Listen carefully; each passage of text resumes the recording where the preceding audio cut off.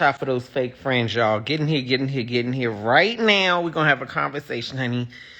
It's Saturday night, and I ain't feel like going nowhere. I went to this event earlier today, and I was like, let me just sit in tonight, because I ain't trying to do nothing tonight. But y'all, get in here. You know what the drill is. You write your questions in here. I'm gonna answer ones I want to answer. I'm gonna skip the ones I don't want to answer. If I don't see your shit, I ain't see it. Okay? But no, watch out for real for those fake friends. Okay? I had this friend.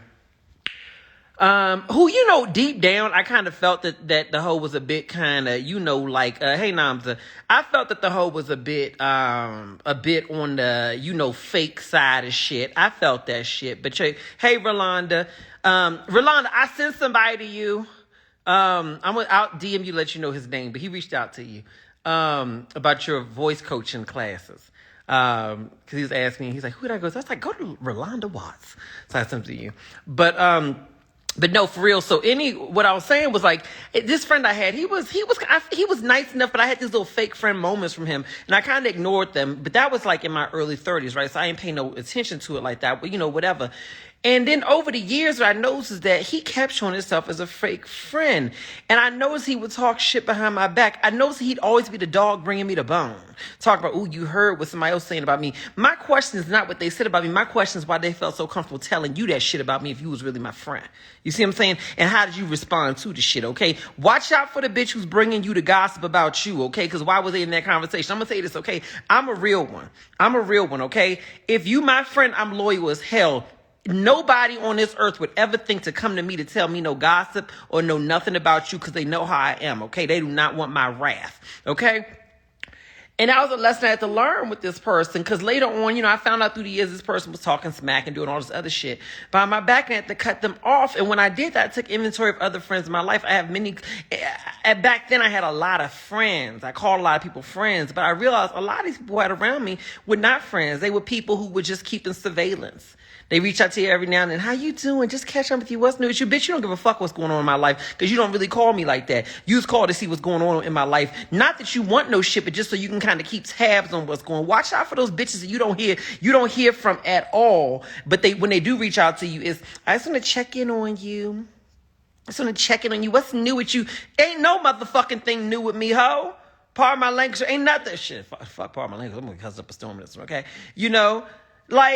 It's nothing new with me. If it's new to you, then it's none of your business. Because if you was really in my life, it wouldn't be new to you. You would have saw it while it was unfolding. Okay? Watch out for those fake friends. Just want to catch up. We're not catching up. Now, some friends, you busy, they busy, so y'all only have time to catch up every now and again. That's not the same. Y'all know what I'm talking about. Okay? Watch out for them, honey. Watch out for them. Pay attention to your instincts. Write your questions in here, all right? Because if y'all ain't got no questions, I'm getting off this motherfucker. I'm tired. Actually, I'm not that tired. I slept pretty good today. I slept until I got up at originally 8-something.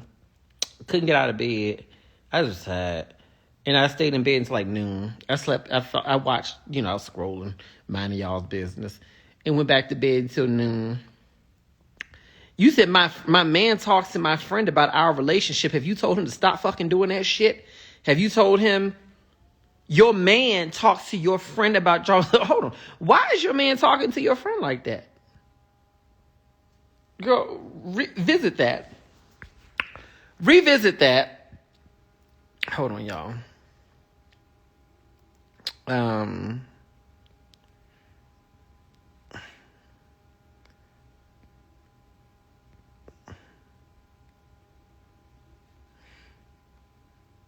Somebody just asked me if I'm watching this game, this one. But revisit that. Y'all look amazing. Thank you, babies. Not a stitch of makeup on. I always highlight that. I do like my makeup, but I'm not wearing them right now. Hey, Kongi. Yeah.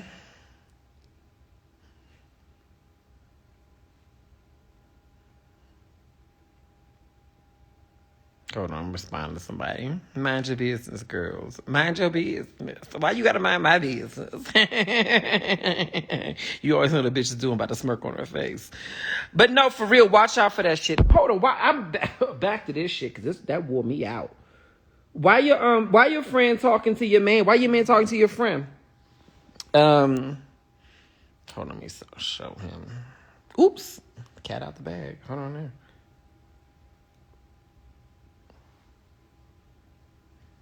Hold on. Y'all mind your business, girls. Mind your business. Don't be paying attention to what I'm doing.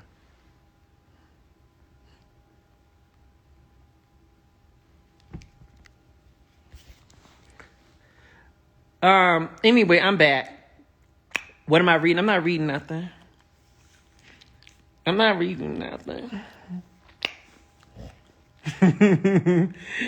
Oh my God. Let me see here. She said, MJ, focus. Girl, I'm doing more than one fucking thing, okay? We best friends. It's just like when you're on FaceTime with your best friend. You know, girl, I'll be on the toilet on FaceTime. Just put the phone facing the ceiling. That's me, honey. All right? You say, MJ, pay you some attention. I'm back now. I'm back. Oh, the question is your friend a male? I don't give a fuck if your friend a male, a female, a fucking, I don't know what the fuck, okay? Your man should not be talking to your friend about your fucking relationship. That is fucked up ass boundaries.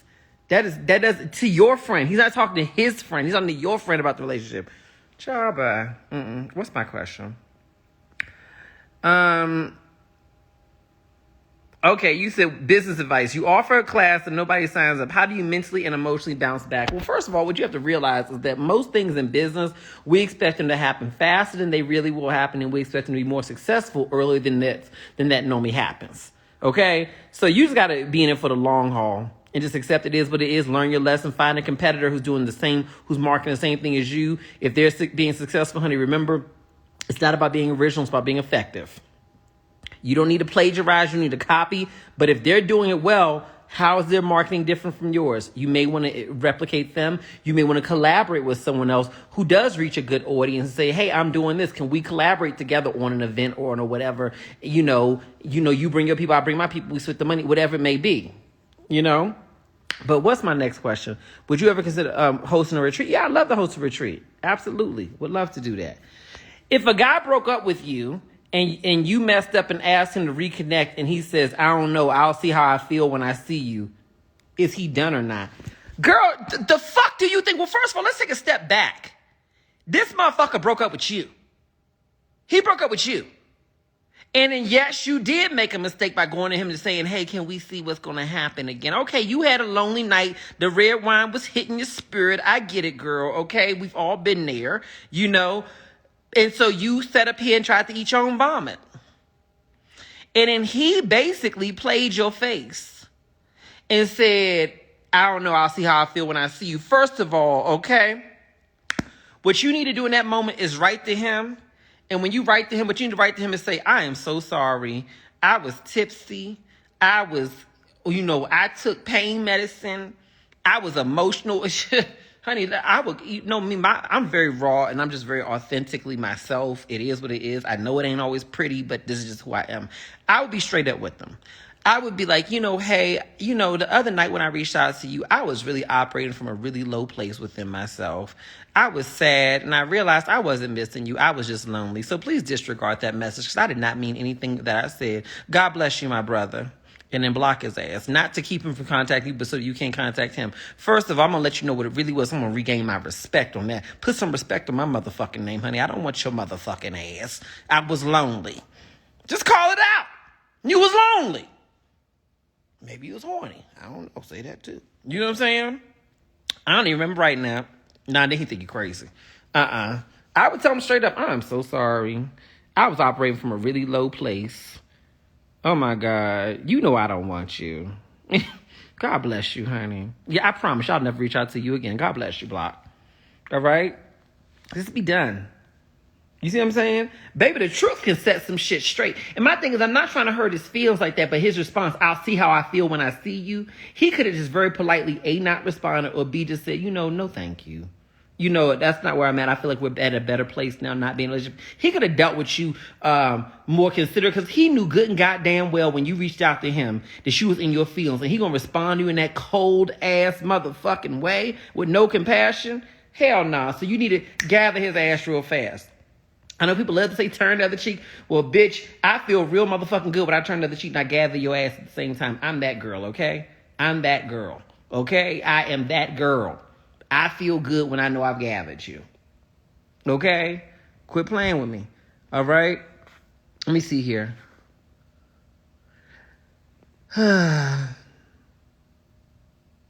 Okay, I gave my ex business advice. It took him 5 years to put into motion, but he finally did. Now he's making a profit. We've been broken up a year. Business is in motion 2 years. Am I deserving of a percentage of the business since it was my idea? Yes, I have proof and receipts, but you don't have a fucking contract. You weren't his business advice. What court of law say that pillow talk just gains you equity? That was pillow talk. How many wives, how many husbands, sons, daughters, friends sitting like, ooh, you should try this, you should try that. That doesn't make you a business partner at all. If you were actively contributing towards something, and let me give y'all just some general advice. If you're actively contributing towards that person's business or whatever, then you need to have a conversation with them to be able to say, hey, I really believe in what you're doing. And I would like to be really instrumental in a very consistent way in helping you grow what you do. So, in addition to my ideas, I would love to see if I can maybe partner with you to maybe put up my ideas, or I can help you structure things. Maybe I can put up my skills to help you with managing stuff. Maybe I can put up some money, whatever it may be, and then put that shit on paper. Baby, you took one for the team and you learned a good lesson. It was like Candy Burris. You remember her with what's the girl? What's Wig's name? Wig's name, Kim. Where when Kim did that song, when Candy did the song for Kim, the ring didn't mean a thing. Whoa, whoa, whoa. On Real Housewives of Atlanta. And then Candy was very upset because Kim had made, I think it was like almost $100,000 in that song, right? And wasn't giving Candy not a piece of nothing, wasn't trying to deal with Candy the right way, none of that shit. And so Candy was very emotional about it, but don't be tardy for the party. That's what it was. Don't be tardy for the party. I'm sorry, I messed it up. Candy did not do a ring didn't mean anything. My bad. Tardy for the party. My bad. Okay. Don't be tardy for the party. Oh, don't be tardy for the party. I love that song. Okay. Thank you for getting me together. Because I did not want to tie Candy to that other song, and she did not do it. Okay. Because Tardy for the Party was clearly the better song. But no, what Candy talked about was she said she learned a really great lesson. I so respected her for this. Because although she was hurt, she said she learned a lesson. And next time she's going to make sure that she has it on paper. She's going to handle it in a different kind of way. And look at Candy now. Let's be real about it. So, yeah, Kim may have gotten what she got out of that shit. But, I mean, if you comparing lives, who you want to be, Kim or Candy today? You see what I'm saying? So you worry about the small shit. What I'm telling you is this: if your ideas were good enough to help take his business to that level, then why the fuck are you not applying your ideas to your own shit? Or she did both of them, but they was wonderful. Okay? But why you not applying your ideas to your own shit? You see what I'm saying? Apply your ideas to your own shit. If your ideas can make him money, then what could it do for you when you the one implementing them? See, you got to get out that small-minded mindset of, well, I gave him his idea and I got the receipts and I got the text message where I gave it to him. But do you have the text message of what the agreed percentage was that he was going to pay you off of this? Then how are you going on that? Do it for yourself. You see what I'm saying? It is what it is. Y'all trying to go after, it is what it is. Am I saying he should or shouldn't give you money, baby? I don't know. It's business. It's not about should or shouldn't. It's about what is the legal obligation. But really and truly, what you should be doing for yourself is investing in yourself. Right? Yeah, exactly. Had Kim treated Candy right, they could have had multiple hits. Absolutely. Let me tell you, I respect Candy so much. She is brilliant. She is organized. She is on it. And the reality is that she's a true example that you can be successful in many different areas. Just because one thing may not work, that don't mean the other thing will work. Do you think that out of all her successes that we see, that there have been things that weren't successful that we didn't see? That's normal, right? But she keeps on going. That's every business person. So be more focused on what you can do for you. And stop bugging that man about some shit that ain't yours. You gave him some ideas that ain't your business. Uh-huh. Oh, so hold on. I don't know. I don't know the timeline. That was years ago when I watched it. Y'all told me the timeline, but the ring didn't mean the thing and tardy for the party. I'm not trying to disrespect the story. I just don't know the timeline. I watched that show a while ago, and what I remember was more or less the lesson more than I remembered anything else. Hold on. Okay. Let me see here.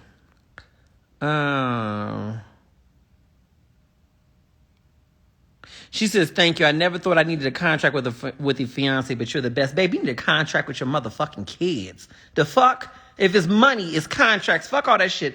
I don't understand that shit. Prenups, contracts, every motherfucking thing. Okay?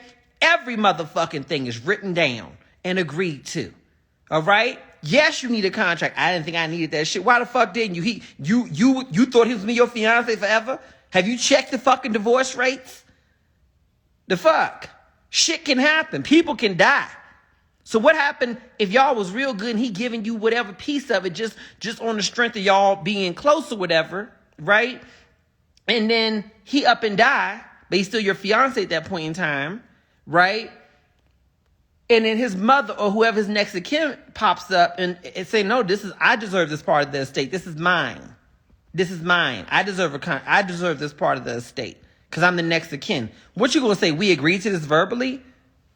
But where the fuck is he to confirm that? Are you in a state that even honors that? Y'all have to understand this. It's not impersonal or negative or greedy or bad to put things in writing, right? Let me tell you one thing I would never motherfucking do. You couldn't convince me to do this. I would never motherfucking walk down an aisle, get married to nobody without a fucking prenuptial agreement.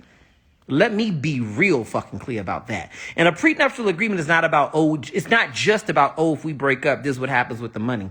A prenuptial agreement does cover that, but it can cover other things like how do we handle child rearing? How do we handle this circumstance, that circumstance? I want everything talked about and made as clear as possible before we go down the aisle. Because here's the thing. If, heaven forbid, you get a divorce, right? Do you want the asset division to be decided when y'all standing in a fucking courthouse mad at each other? Or do you want to make those decisions now while y'all like each other, right? Oh my God, that's so unromantic. Well, so is fucking divorce, honey, but the shit can happen. So is death, but the shit can happen. You see what I'm saying? The fuck I look like? Hell no, we get a prenup. I remember one guy, I went out with him years ago. I met him years ago. And he said to me, we were just having general conversation. I ain't had not a pot to piss in, honey. This is a long time ago. I ain't had shit. And he said to me, he says, I would never sign a prenup with a man. And in that moment, I said, I would never fucking marry this man. I wouldn't even date you. Because that let me know your mindset. You would never sign a prenup? I said, why? Because I said, so damn, this bitch is automatically anticipating always having less than his spouse. And therefore, he is anticipating wanting to have his divorce be a come up for him. He's not even seeing how a prenup protects him. Because you may not always be the lower earner. 10 years from now, you could be making 20 times what your spouse makes. So you worried about trying to come up on some coin. Now, not even anticipating the fact that you could be doing better, which leads me to believe that you have no fucking ambition. You have no fucking ambition whatsoever.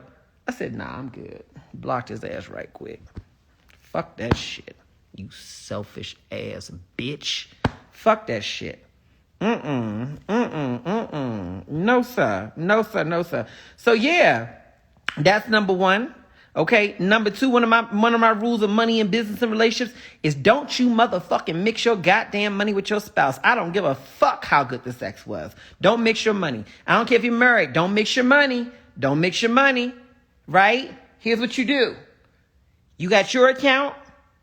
He or she has their account. You have a joint account that both of you all have your name on.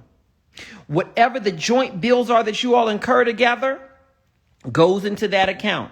So let's say y'all's household bills come out to $2,000 a month. And who live on $2,000? I don't know, but I'm making up a number. Right? And your part is $1,000. His part is $1,000. Y'all put that into that. Y'all put $1,000 each in that joint account, and then the bills are paid from there. All right? And that's it. If you get married, listen to me when I say this. This is not intended to be legal advice. This is just my opinion. All right? If you get married and you got some change in your pocket, even if you have a fucking prenup, here's what you do. Okay? Once you get married, one of two options that I say to consider. Option A is once you get married, any new income, any new assets that you accrue at that point in time, new income needs to start going into a separate bank account, a separate savings account. There should be a very clear division, even for yourself, of what are marital assets, right? What assets began to be accrued during the marriage and what assets were accrued before the marriage. You hear what I'm saying? Why is that? Because even with the prenup, if the prenup is successfully contested and a judge goes after the money to be able to say, hey, well, we now want to divide up marital assets. How do you properly determine, well, no, this part of my savings was marital assets versus this part of my savings was not marital assets? Have it separate. Some couples, when they get married, if they're really sophisticated, what they'll do is they'll form a jointly owned LLC or a corporation of some type or whatever. And then all of their marital purchases from houses to cars to whatever it may be will then happen through that entity. Right? Talk to a lawyer about these things. You see what I'm saying? But I'm just going to tell you this right now, okay? Marriages don't always last forever. Right? Don't let your fucking sense of optimism keep you from making good choices for yourself. Please don't do that. Okay? Please do that. Always, have things, in writing in terms of how y'all going to handle shit. Your husband say, your husband say he need a loan during the marriage, your wife, whoever, don't matter. I need a loan. Can you loan me $5,000? I'm talking about like a substantive loan, not no, can you loan me $20 to go get some gas? You know what I'm saying? But like a substantive amount of money. Yeah, okay, absolutely, I can loan you that. No problem, baby. And you go ahead and you put that in writing. Put that on a text message and take that screenshot and save it somewhere. Yeah, baby, here's $5,000. Why? Because what if y'all get a divorce and the money ain't paid back yet? Don't you need proof that you loaned the money? Because divorce, everybody want to come out with, I loaned him this and I loaned him that. Girl. And he's saying no, it was a gift, and you saying no, it was a loan. Right? Right? Come on now. Please. You know what I'm saying? I did that with my kids. And it wasn't about no legal shit. It was about teaching them how to conduct themselves. You see what I'm saying? If there was something that we did in business together, I would say to them, send me a text. If they told me, like, I don't know, something like this when they were younger. Can you loan me money? Okay. Send me a text message or an email letting me know, confirming what we just discussed and letting me know the date I can expect it back, please. Okay? Bam. Here you go. Right? Why was I doing it? Because I'm not taking my damn kids to court. No, I'm not doing some shit like that. But it was for the purpose of teaching them how to conduct themselves, that even with me, you make sure that things are documented. You always make sure things are documented. Without a doubt. Because this is important to teaching you how to conduct yourself in the world. Right? And that way if some little girl try to get over on your ass, listen, nah. You don't let her do that. You see what I'm saying? This one here, she says, Ramina Travis says, I negotiate with my son. Absolutely. That's fabulous. Absolutely. Yeah. I'm in a bad relationship with corporate America. What's the first step I should take towards entrepreneurship? Finding something that you can do that can earn cash flow on the side. Don't try to build the next fucking Facebook. That's the mistake a lot of y'all make who are in corporate or working period and y'all are trying to become an entrepreneur. You choose the biggest fucking business idea possible that you, A, don't probably have sufficient resources to go after right now, and B, you don't have the time to do it. You don't. So with that said, if I was in corporate America, this is what I did. This is what I did. When I was in corporate America, I went and got my insurance license. Did I think that life insurance would become a business for me? No, not at that time. But, God has a way of turning things different than you expect, But for me, it was an easy thing to do because I could get my little insurance license. I took a little class over a weekend and then took my test a couple days later. And I could sell insurance on nights and weekends. I wasn't trying to build the next Facebook, the next app, the next this, the next that, becoming a crypto master. Nothing's wrong with crypto, but I ain't know shit about. I didn't even think that shit existed back then. I'm old. You see what I'm saying? And so, to me, go after something that's accessible, right? Does anybody know if MJ has kids? Bitch, where you been? Part of my life. Where you been? Yes, I have my 2 nephew sons. And I just said my kids. What do you think? You think I'm fucking delusional? You think I got Alzheimer's or some shit? You think I'm just making up stories in my head?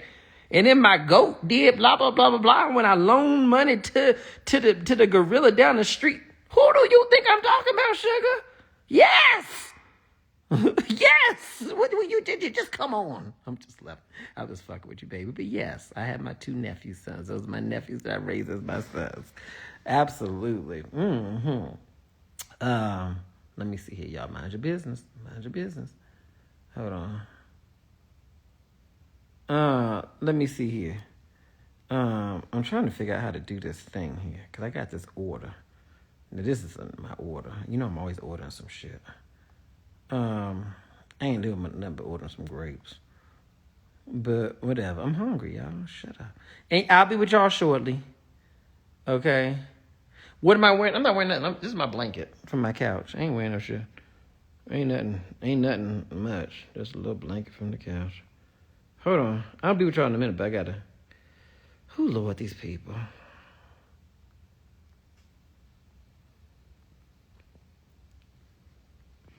Please leave the items with my security guard. Okay. Problem solved. Okay, so let me see here. All right, I'm back. I'm not naked. I'm wearing pants under here, but if your fantasy makes you think I'm naked, then go with it. All right? Let me see here.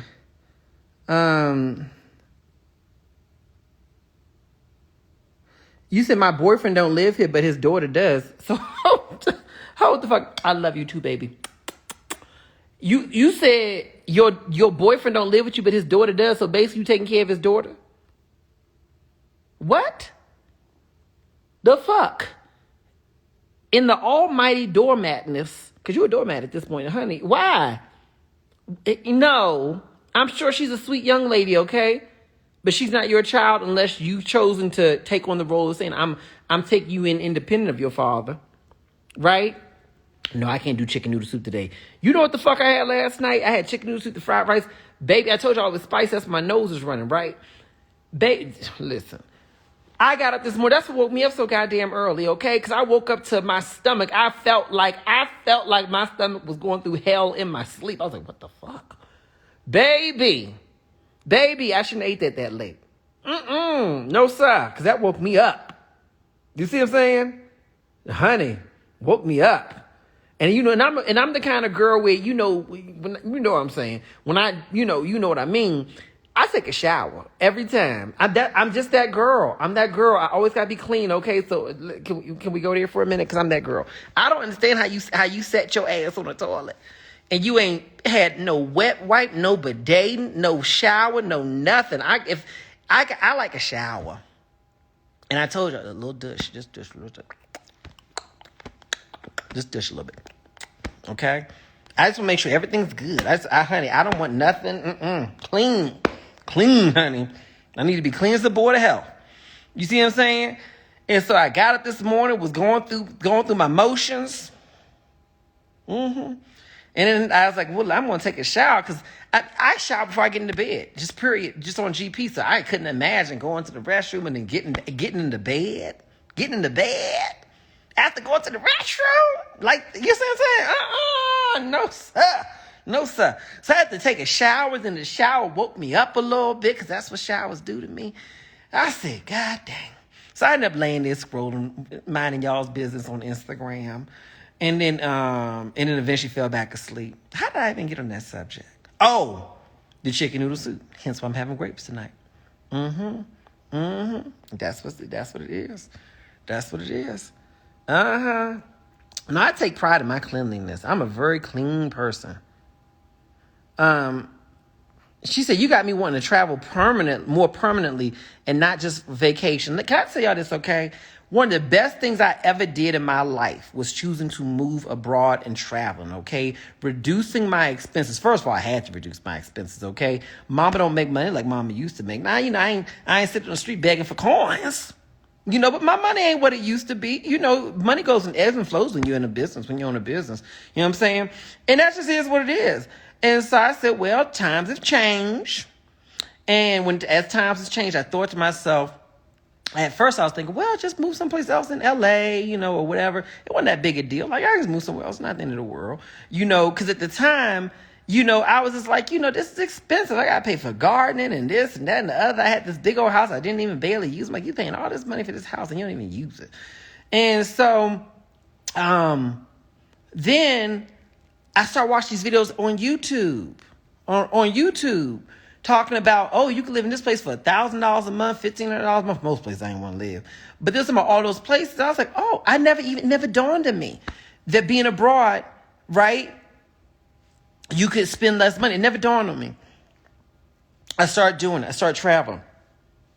I started seeing, wow, this is different. But even beyond that, I got to see that the world operates different. It's just different. You learn different things. You feel different. Every place ain't a third world country outside of America. You see what I'm saying? There's plenty of places that's as developed and in some cases more developed, depending on what you're speaking in reference to, right? So I just loved it. MJ, how you feeling? Did the Theraflu help? No, I did Tamiflu, but I think it was just the peppers in the food while my nose was running. Cause I felt fine unless the Tamiflu kicked in. So that's my thing. So I like traveling. For me personally, I love traveling. I love being abroad. Do I ever miss America? I haven't lived in America for almost a year and a half, y'all. This isn't new to me. I feel at home where I'm at. Let me see here.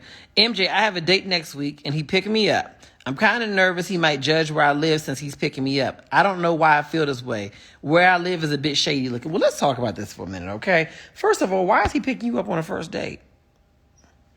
I'm assuming it's the first date. You didn't say that, but I'm assuming it's the first date based on what you're saying. If it's the first date, don't nobody need to pick you up. You don't know if you going to be turned off by him at some point in time. You break up with him and now he become a crazy fucking stalker. You see what I'm saying? You said your area a little bit shady, so maybe if he do become a stalker, he ain't going to come back around there, which could work in your favor. You see?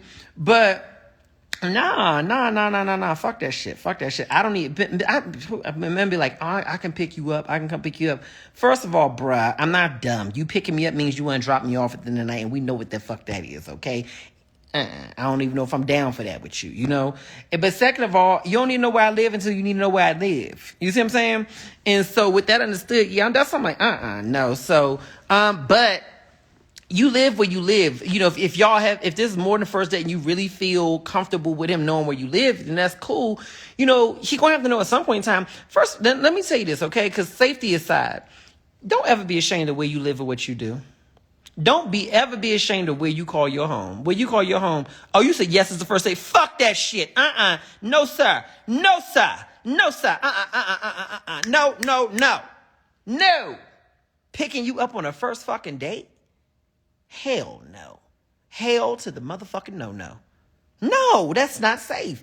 I don't care if you live in motherfucking Bel Air. No, that's not safe. You don't know this man from a can of paint. Okay, and you want to let him... Huh? No, sir. You better call a Uber, call a Lyft, call a Bolt, call a Grab, call a somebody. If that's out your budget, then you motherfucking call one of your cousins to drop you off. Hell no. No. No, you don't do that. And so how you explain to him, because I know y'all say, I'm going to pick you up. You already talked about it. Here's what you say to keep it cute. Baby, sometimes I just get so ahead of myself because I'm just so excited to be with you and so excited to spend time with you, with your sexy self. Give him a compliment. And you say, but, here's the thing, baby. Since it's our first date, I think it'd be really good that I meet you at the location. Okay? It's nothing against you. It's just, that's kind of how I like to move. And just, I got so excited about our date that I kind of forgot to mention that.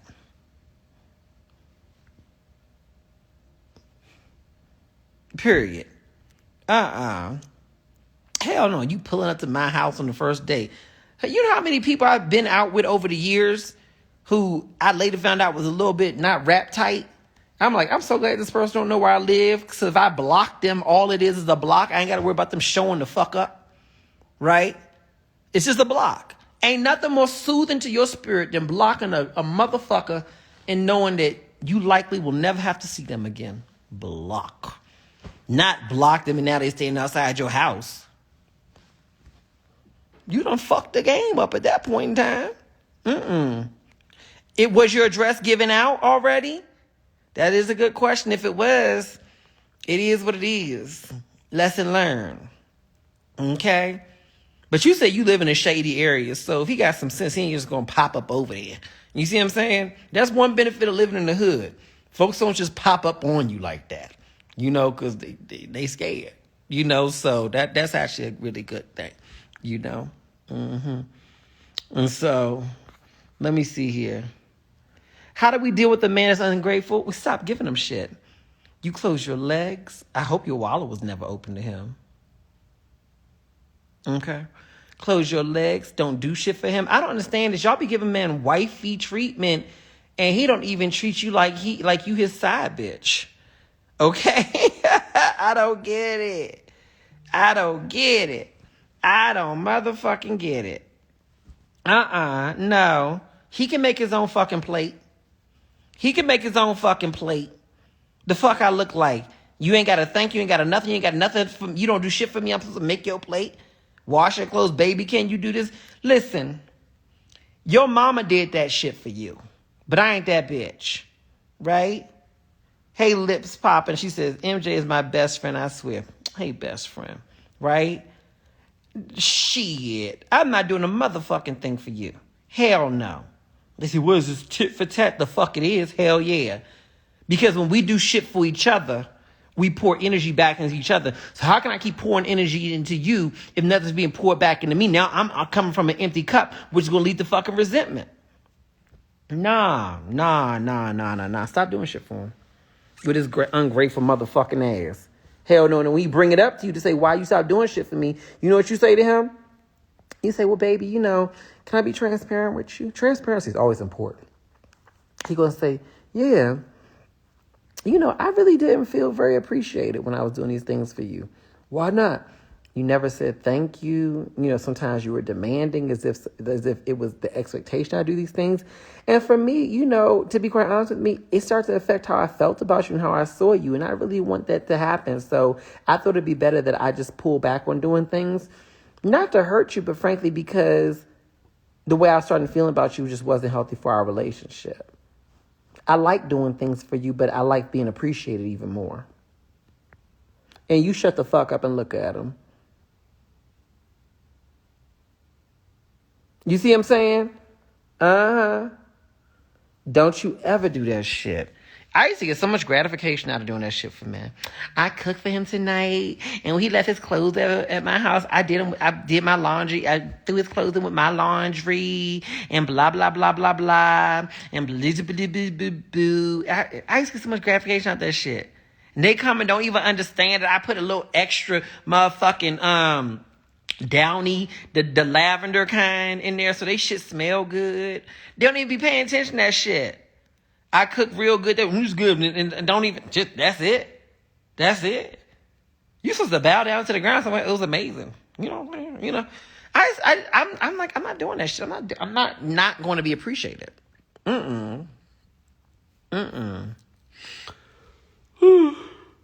What do I think about the Jeezy and Jenny May divorce? I don't know shit about their divorce. What happened in their divorce? Why should I give a fuck? Not in a negative way, but why should I care? They divorce. People get divorced all the time. Y'all be up in arms when celebrities get divorced. Did somebody cheat though? Tell me. I'm just listening. I ain't gonna tell nobody. Okay, but no, y'all be getting up in arms about celebrities getting divorces. Oh my God, they got divorced. So do most of y'all get divorces, or at least half of y'all. The fuck, what is so unique about them? They divorced. So? And at this point in my life, when somebody tells me they got divorced or anything like that, my first question, or break up, whatever, one of my first questions I'll ask them is this something that you feel sad about? Or is this something that we should celebrate? You should be, oh my God, they could be happy about this. Like, God damn, finally got this person out of my life. You said Will and Jada need to get the fuck out of my face, though. Like, go home and have a talk for real. Oh, the fuck, you said. Ooh, that situation. The thing is, I really do respect both of their work, because I don't know them both personally, so I can't say anything that I feel about them as human beings. What I'm unclear about is if they had a prior agreement before either of them went out there. Because I know he had a book, although I did not read his book. Someone gave it to me, but I never sat and read it. I'm more of an audiobook kind of girl. And so I don't know what was in his book. I don't know if it was as quote unquote revealing as her book, because I also have not read her book. But I just wonder on some level what was agreed to. You know, we can say that she's saying too much, but if that's what they agreed to, then that's what they agreed to. I don't know at all. You know, and so for me personally, would I ever go out there and say those types of things about my husband? No, absolutely not. Absolutely not. Absolutely not. And it's not about what she's saying. It's just saying anything about my husband. I would never say anything about the dynamics of our relationship in any way, shape, or form. Ever. That's just me personally. That's not to say that I think she's doing anything wrong, but I wouldn't say anything personal about our relationship, period. Okay? I could fucking hate you. I could fucking hate you. That was our relationship. I'm not talking about it. In fact, when people ask me, I'm probably just going to lie. You know, how was it? What happened with X? Blah, blah, blah. Oh, it was amazing. Oh, I just hope he's really doing well, and I'm just so excited for all the great things that are happening. He said what about me? They say like he said something negative about me. He said something. Oh, wow. You know, I have to tell you that's really out of character with the man that I know. So, you know, I would definitely check in with your sources because, no, I just couldn't imagine him ever saying anything like that, you know? So, you know, without further context or validation of if it's actually the truth, I can't even address that. But I certainly still do wish him the best. I'm not going to motherfucking give a bitch no fucking headlines with my private business. The fuck I look like? The fucking the who? Hell no. No. Now that's some shit I would lie about. Period. Dot.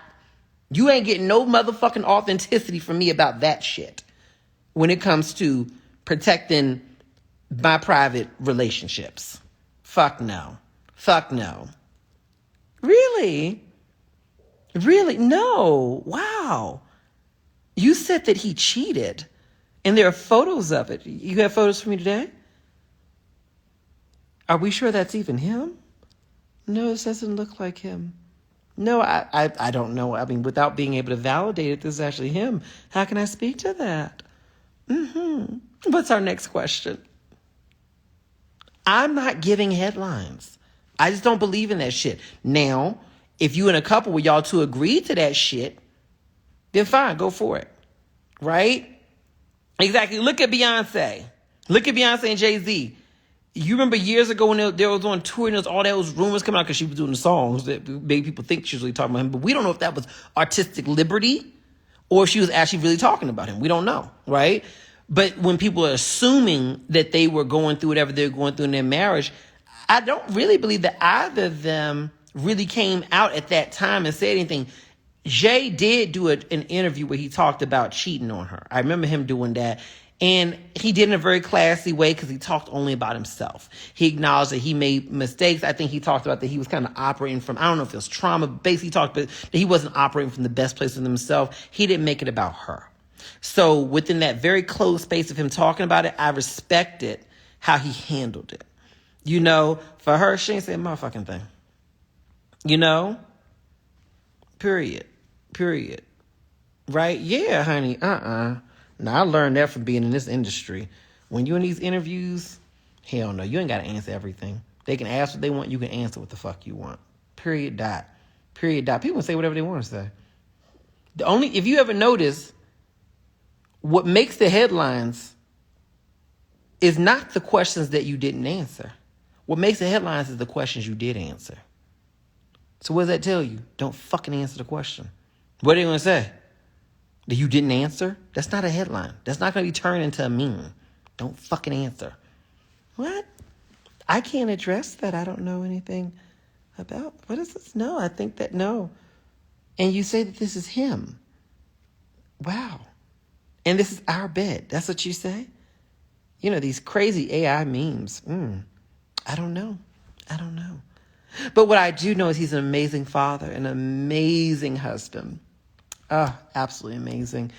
And, wow. Yes, thank you.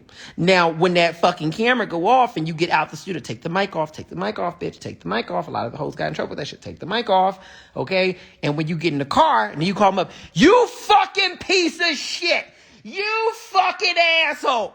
You know what I'm saying? I'm gonna gut you. You know? You know? You better get a fucking head start. I am on the way there. Ah! You know? Oh, honey, he can see the real crazy once there's no cameras. No headlines. Then he sees the real crazy bitch. And I never said I wasn't a crazy bitch. I said I just don't publicize it. Okay? Don't fucking play. Okay? Oh, Angel, I wish I was as strong as you. I wish I was as calm as you. Bitch, I'm not as calm as me, okay? The fuck are we talking about here? You know what I mean? I'm just never in public. You say some crazy shit to me, oh, honey, I want y'all to learn this emotional control skill because it helps so much. Do not ever let anything that someone says to you in public gut you. Well, that's a figurative way of saying gut you like a fish. Okay? Shank you. I wouldn't do that. I'm just kidding. But it's a figurative way of putting it. You see what I'm saying? You say, any advice for a professional black man trying to find a wife, not a girlfriend? Okay. I love that question.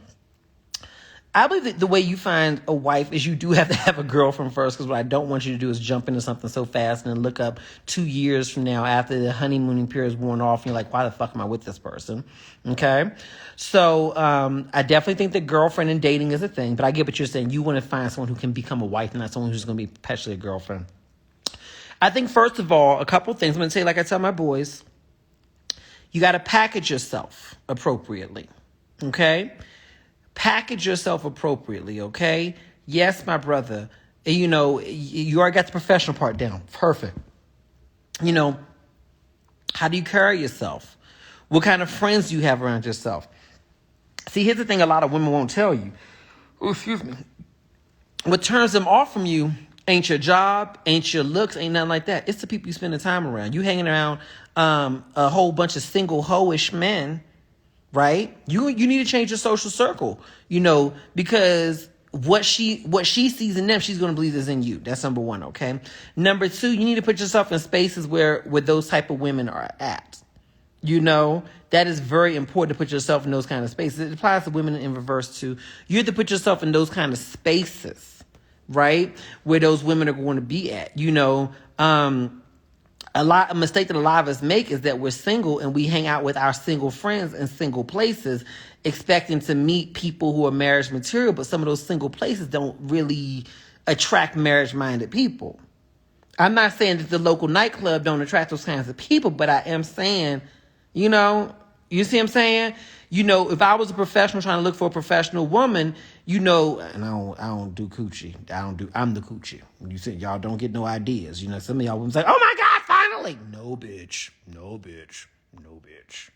No. Okay. Nah, I'm putting myself in his seat. Okay. You know, if I was an accountant, I would join like the National Association of Black Accountants or the National Association of blah, blah, blah accountants. I would join professional associations and put myself in those associations. I absolutely would.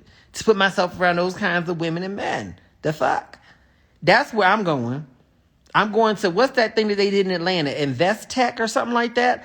I'm going to put myself in spaces around people who are most likely to be the kind of people I want to be with. Right? The fuck? Y'all like my manly voice? My manly voice? I'll do it for y'all later. Now I'm self-conscious. That's what I'm saying. Nah, no, I'm good. But no, that's how I would handle it. And I think also this is very important to you as a man. Afrotech, I'm sorry, I said the wrong name.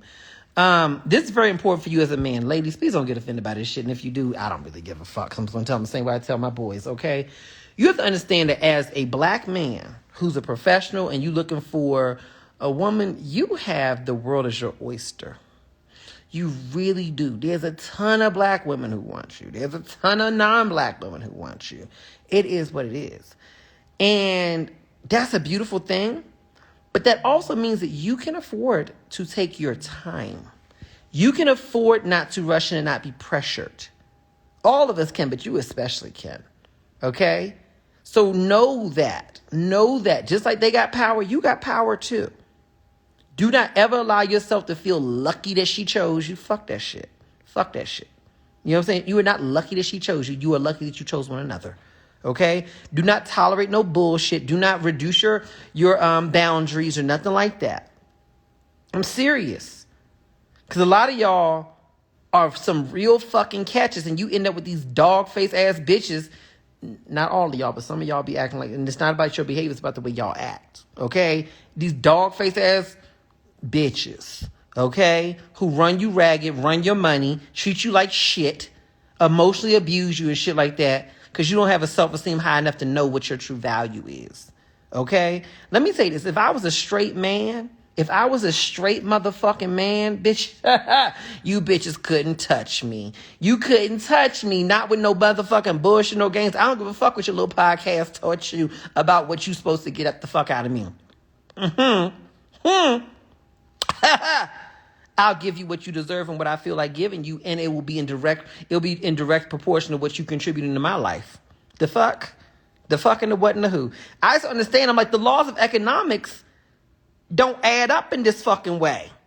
How's the laws of economics this that for every one of him, there about 20, 30 women within spitting distance who want him, but he's supposed to basically bow down and crawl and go broke? The fuck does that? The laws of economics don't make sense there. Supply and demand. You see what I'm saying? No, so I told my boys that.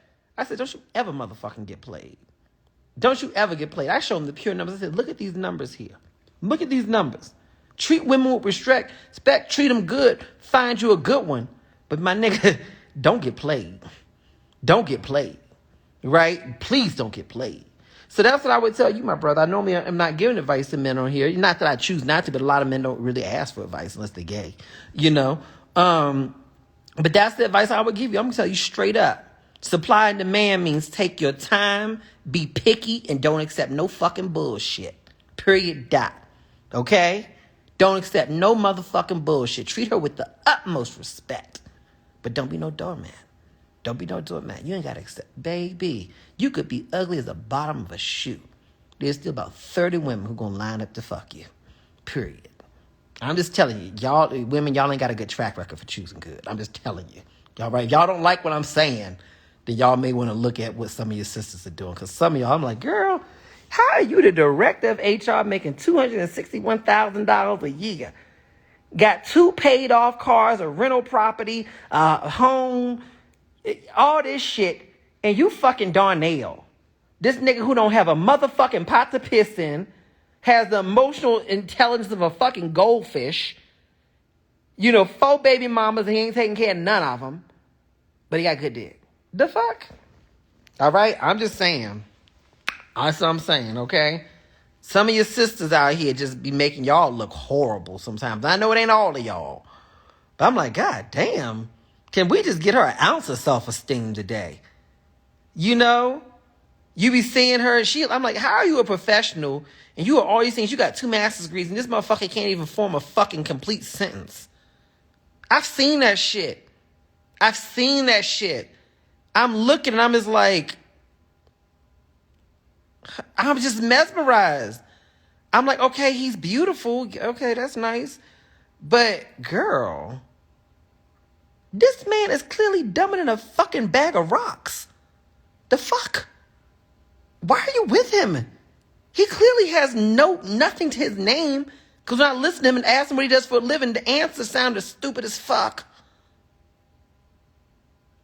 What? I can't get it. I don't get it.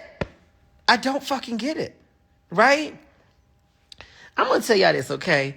Y'all women can learn a whole lot about how to date from how men date. How straight men date. I'm serious. Y'all can learn a whole lot about how to date from them. Because I would say, by and large, and I understand some men are the exception to this. I get that. But just by and large, I see, is that I find that heterosexual men are much better at taking their time to choose what they want rather than being pressured into what somebody else wants from them. You like, when's he going to choose me? He's aware that you're sitting up here waiting on you to choose him or waiting on him to propose, whatever. They have no problem with that. They don't feel any sense of guilt or obligation to give you what you want. They feel no sense of obligation to give you what you want unless it aligns with what they want. They're not bad people, but they will not be pressured. In fact, the more you pressure them, half the time, the more they slow down on you. You see what I'm saying? You should learn from that. Right? Because the reality is that half of y'all don't even really want these men. What you want is for him just to desire you, because the fact of the matter is he makes his affection, he makes his commitment to you something you have to work so hard for that you end up valuing it more. Maybe you should do the same thing because it's clearly working. It's making y'all chase the same man for all these goddamn years. And you saying he's breadcrumbing you. Well, is he breadcrumbing you? Is he? Or perhaps is he maybe going at the pace that works for him? And he's leaving up to you to decide that pace works for you.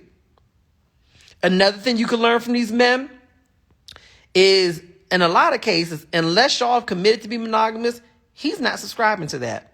Y'all be so mad, well, we were sleeping together all the time, and we spent all this time together, then he popped up and said he's with another girl. How you going to do that? He knew that I thought we was monogamous. Y'all didn't agree to that. You the fool that stopped hanging out, that cut off all your regulars or whoever and stop dealing with people.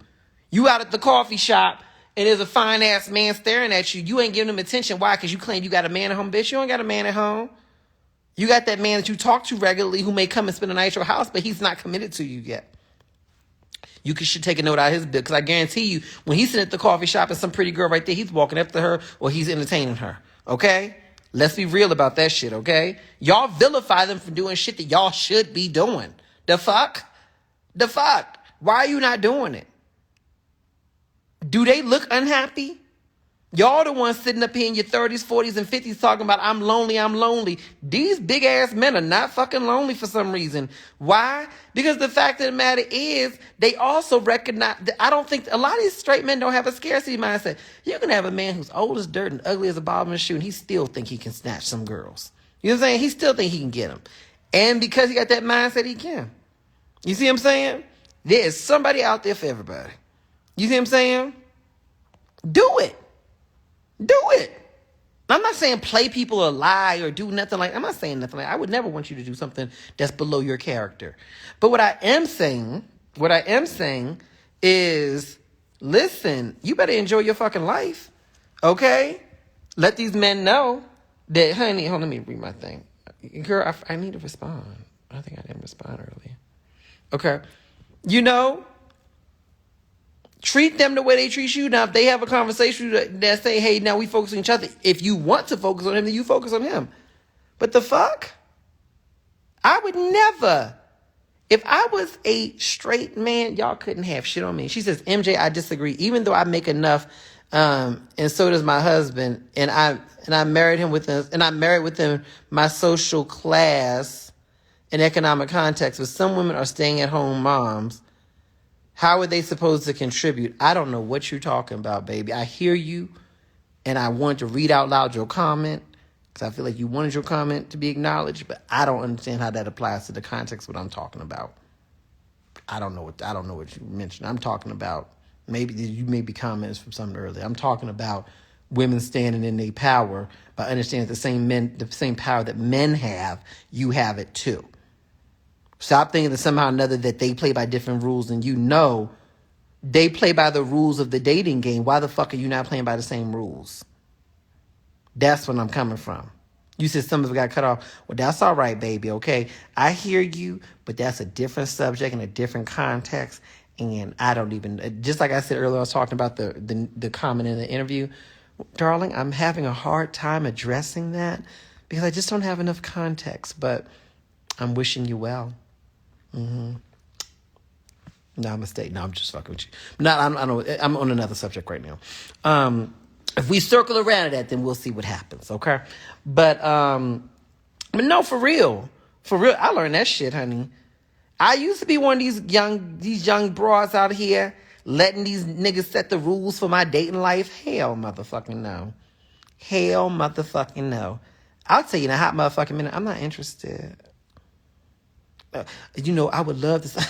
I had this guy tell me this one time. He told me, he said, so when we gonna be together?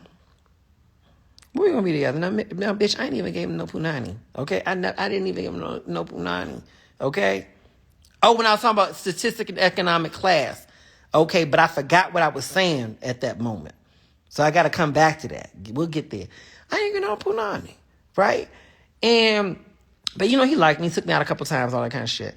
And he's like, so when you gonna be with me? When you gonna be with me? I'm sitting up here waiting on you to be with me, right? I sat there right there at the table, sipping my little lemonade, looking at him. I reached my hand right across the table and rubbed his cheek like, oh. I said, baby, I said, I have not made my decision on if I'm going to be with you or not. And you ask me about it every time we go out. It's not going to make me make that decision. Why can't we just enjoy each other? How many times have a man said that to y'all girls? Okay? Why can't we just enjoy each other? I said the same shit right there. I said, why can't we just enjoy each other, baby? I haven't made my decision. Let's just enjoy each other. And if and when we get to that point, we'll both know. Okay? Thank you. And then swung my motherfucking ponytail right around and kept eating my buffalo wings. The fuck? The what and the who? I'm not getting pressured. Because see, back when I was a young pick-me bitch, okay, a man say he want me, even if I didn't really want, he wants me, I guess I should. You know how many fucking relationships I ended up in, or situationships? Excuse me. I ended up in because, hold on, what's this? Because what's his name? Because of the fact that where my remote at? When I want to click the goddamn screen, I can't find my remote. This is this thing on here. Anyway, not because I wanted him, but because he wanted me so much that I went along with his scripting and with his timeline. I wasn't sure yet. Maybe I was dating more than one person. I didn't know who to pick yet. Right? Maybe I'm dating more than one person. Y'all be mad. How he going to date more than one person like I'm some option? Because you are, bitch. You're a fucking option until you're chosen. But vice versa. He's an option too. Why are you making him your only fucking choice when he's not chosen you? If you're both casually fucking dating, then casually fucking date. Date other people. You see what I'm saying? Y'all be breaking your own hearts. You be breaking your own heart. You really do. You break your own heart with this shit. Right? What Greenwood Vic? Some of us do. You're right. Some of us do. Some of us don't. Oh my God. The worst thing that ever happened. I remember with this one dude I was dating years ago. Oh my God. It was so fucked up, how the relationship even went down. But let me tell you how it even started. We met, we was fucking around doing what we was doing, all that good shit, right? And, oh, child, The Crown, The Crown, I love that show. The final season is going to be happening this year. Part 1 and Part 2. But yeah, so we was, fucking around doing what we did, and so this one time, he was in the kitty. You know what I'm saying? And he was in the kitty. Oh my God. I remember the first time I made him cry with me. He cried while he was in that shit. Okay, yes, he did. He cried. This shit's so good. Okay? Real motherfucking tears. I ain't never had no man cry. But it was the first. So anyway, so he was in the kitty, and he was very emotional when he be up in it. He would love it, having a good time and everything like that, telling me all this shit. Well, I love you, I this, I that. I love yous while he's in the kitty. I'm like, it's a bit much. We ain't there yet, but, whatever. Men, when that serotonin get to going and all that shit get to going, they be saying all kinds of shit. That's why they be offering, giving, I'm going to take care of you forever. Blah, blah, blah, blah, blah. So we in the kitty cat and everything like that. Girl, my knees on my damn chest at this point in time. I was, you know what I'm saying? You know what I'm saying? So anyway, he going to town. Next thing I know, because the kid, he was mediocre at it. He was mediocre, but this one little time, right, he actually hit a couple good spots. So I was like, oh shit, I started talking my shit too, honey. Next thing I know, he took advantage of that moment. Baby, when he leaned in and said to me, is it mine? Now, I thought he was just asking You know how men be asking you, is it mine? Tell me it's mine. And you lie to him, you tell him it's theirs. Not that you fucking nobody else, but you ain't giving him the title to the pussy yet. He ain't got the deeds yet. But he be asking, is it mine? So, okay, sure. All right? Yeah. I'll give you the deed even though I ain't signed it. You see what I'm saying? Yeah, it's yours. It's yours. So he's saying, is it mine? So I did that. Oh, yes, daddy, it's yours. Yes, it's yours, daddy. Why. Right? You know what you're supposed to do, girls. You know what you're supposed to do. Right? Then he take it a step further. And he said, nah, are you mine? And he stopped mid-stroke. Are you mine? Are you mine? Because I want to be you. I want to be with you. I love you. And I want to be in a relationship with you. What the fuck am I supposed to say at this point? Okay? What the fuck am I supposed to say? My goddamn knees are on my ears. What the fuck am I supposed to say at this point? You know? So I was like, You know? Ciao. So I thought, whatever. We wrap up. It was cool. I go take my little shower. I'm in there, and I'm thinking to myself, oh, fuck, I did say that shit to him. Oh, my God. I'm thinking, well, that's all right. You know, it was sex talk. He ain't remember that shit. He ain't remember that shit, right? Why his motherfucking ass come in there, right? After I got out the shower, he came in there, and he coming in, he hugged me. So you mind? We in a relationship now? I said, this manipulative motherfucker. Because it's not even like the stroke was that good. It was mediocre at best. You just hit one or two good spots. And the only reason why you hit one or two good spots was because I basically put my body in a goddamn pretzel because I was tired of you not hitting none of my spots. So I was like, let me do what I got to do so you can't avoid my spots. You see what I'm saying? So I basically made myself into a fucking pretzel so he could hit my spots. Okay? Because he wasn't working with much. You know what I'm saying? And I'm not shaming nobody for what they got. You know, that's just genetics. But I'm just saying he wasn't working with much. Okay? So I had to, you know what I'm saying? That's my legs. You know what I'm saying? Just so he could halfway hit a spot. You know? I'm giving you grace. You know? And he gonna go with this whole child. You already know how that relationship went. I wasn't even a full-on relationship. It was called situationship, honey. Whoo, girl. A fucking nightmare. Oh, honey.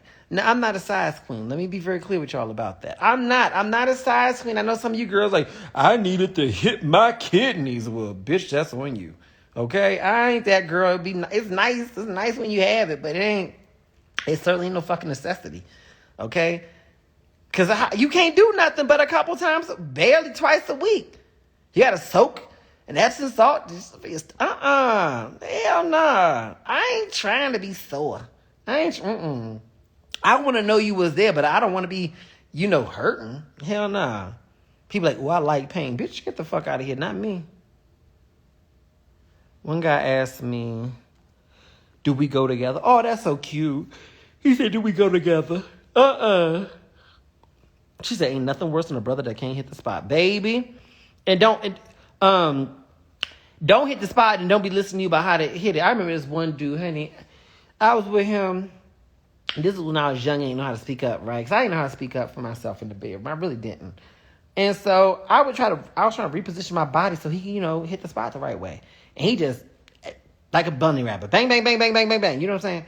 And I was trying to reposition. I was like, let's switch this. And no, let's do it like this. No, I know what I'm doing.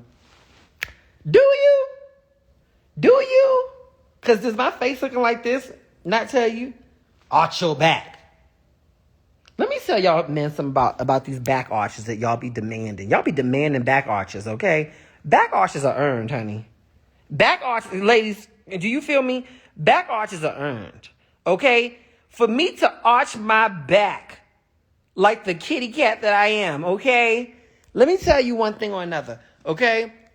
For me to arch my back, that is a sign of comfort and trust, okay? For me to give you that kind of access and control, that is a sign of comfort and trust, okay? It's also a sign of pleasure, Okay? Let's call a thing, girls. It's a sign of pleasure, right? He arch your back. Nah, my back is up here arched up like a scared kitty cat. Like a scared cat. Like, round. Because I'm not comfortable. I'm not in pleasure. And I'm not trusting you know how to handle this good kitty cat. No, you don't know how to handle her. You don't know how to handle her. I feel like sometimes in the bedroom, men be demanding certain types of motherfucking performance on your end that he's not even fucking earned. Okay? Talking about call you daddy. My nigga, you ain't done no shit for that level of authority. You asking for authority you ain't earned. That's above your pay grade, baby. That's above your stroke grade. You see what I'm saying? That's above your pay grade, my dear. My dear, no, you haven't earned that. All right? I may call you little bro with your fucking performance at this point in time. Make me call you. Make me. Next time my man say you call him that, make me. Bring out Big Deborah. Make me. Okay? And don't emasculate the man. I'm just fucking with y'all. Don't emasculate him or nothing like that. But I do think that sometimes, and this even on the gay side too, let's just call it a thing. Some of these men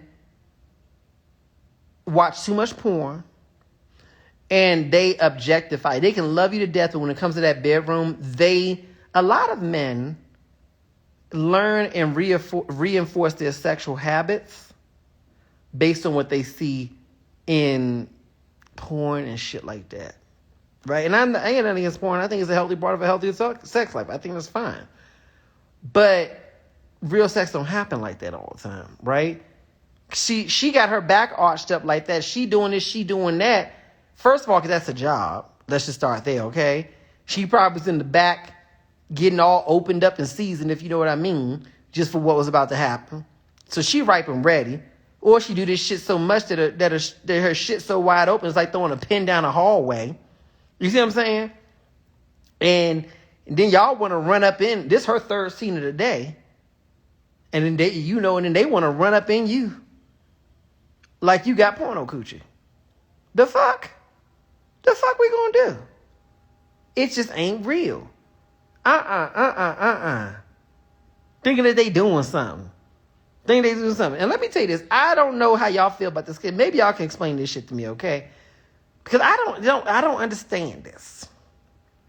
These men that be grabbing y'all hair, yanking your hair real hard. Because sometimes I'm like, okay, that could be hot. But, I'm tender-headed. So if I was a bitch, even as a nigga, if I had longer hair, I don't know that you could do that shit. I may elbow you in your throat if you try to grab my, like, the fuck you doing that for? The fuck? Cause I barely like them to slap my ass. They be getting real excited about it because my ass, it's a little curve, it's cute. Don't be smacking my shit that fucking hard. Leaving a handprint, it be stinging and shit. You want to smack my ass, I'm going to smack your boss. Next time you smack your ass, smack his boss. Can you do like that? Like, I thought we were playing. I thought we were playing a game of smack. Then don't fucking do that shit again. You see what I'm saying? Yeah,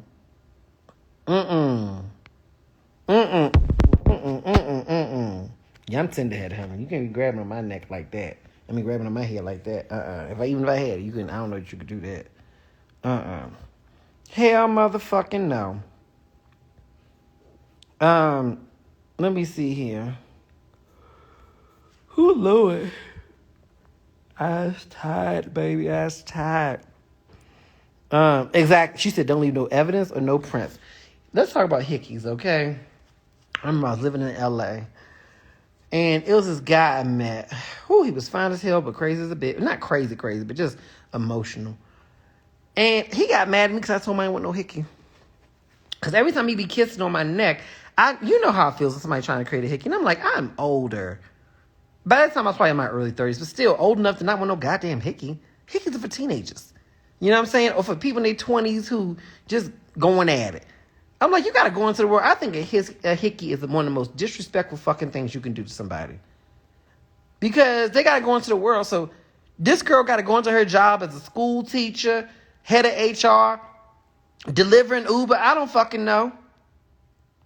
With a hickey on her neck. Right? She says, I like that. And a little choke too. Okay. I'm not going to say that because some of y'all going to try that shit and get hurt. Don't do that shit. I would never do that shit. Never.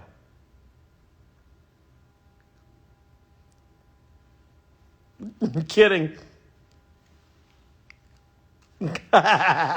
Quit playing. I'm just playing. She said, put it where it can't be seen. That's cool. That's cool. A hickey on the thighs is cool. You know what I'm saying? I'm all right with that. But not up here. That's crazy. He said, I want to let the other men know that you mine. Well, first of all, you ain't earned that shit with that limp ass stroke. Quit playing with me, okay? Hey, Juan. Yeah, quit playing with me with that shit. I don't like that. That hickey shit, nah, fuck all that. Let me see what my next question is. Y'all just got me running my mouth.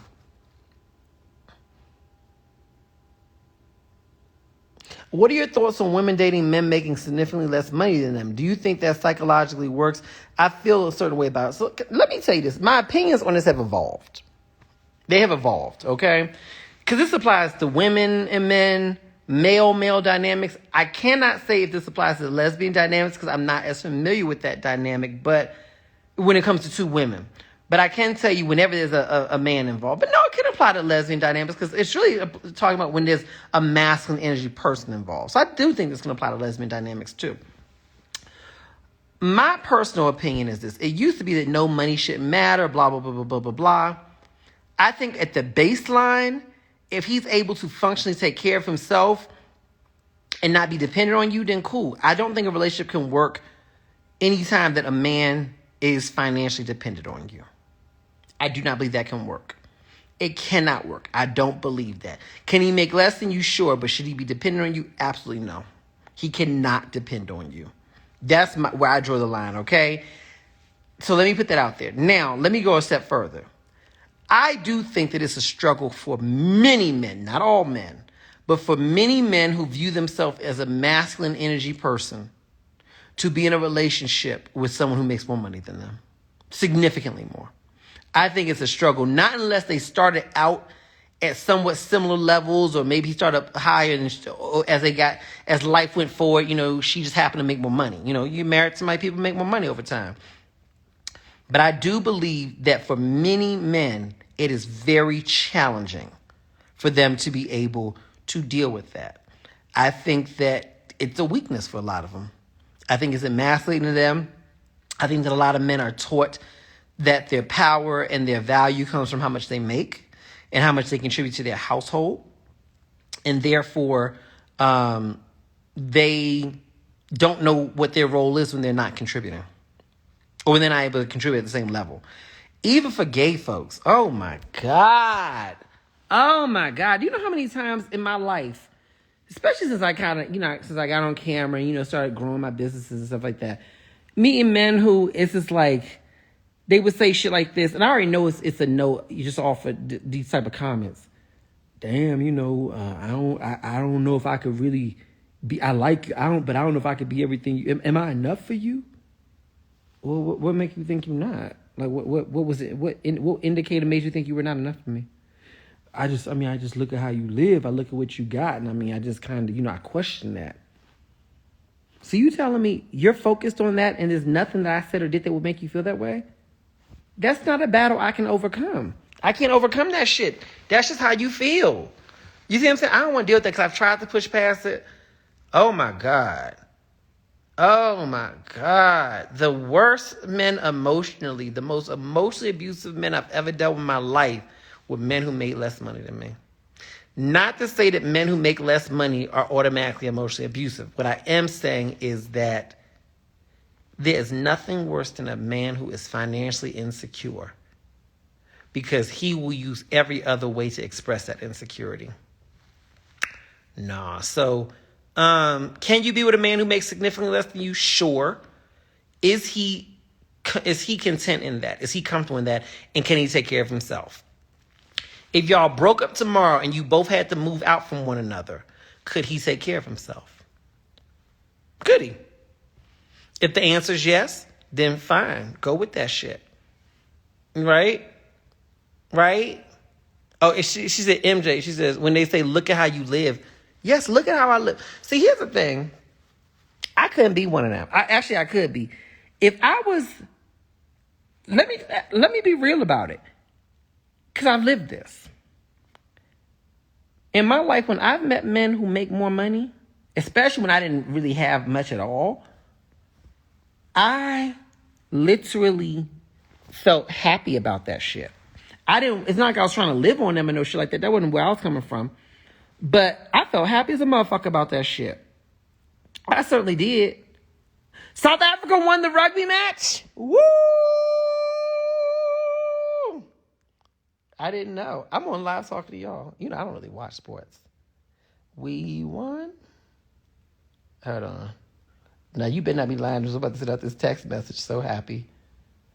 And about to look crazy if not. But yeah, when I met that shit, I was like, nah, I'm going to make sure that I handle mine. I ain't never been no fucking insecure about that kind of shit. Hell nah. I love the idea of being with a man who got it like that or who's on the way to having it like that. The fuck? Hell, I never feel insecure about no shit like that. Yeah, hell nah. Anyway, y'all, 5. Okay. South Africa won. She said, oh, hey, big money. Yeah, niggas be like, hey, big money. Nah. You the one with the money. You want the money. You know how much of a fucking pussy ass nigga you sound when you say some shit like that? How fucking emasculating that shit is when you say that kind of shit? You want her to get on her back for you after you talk like that?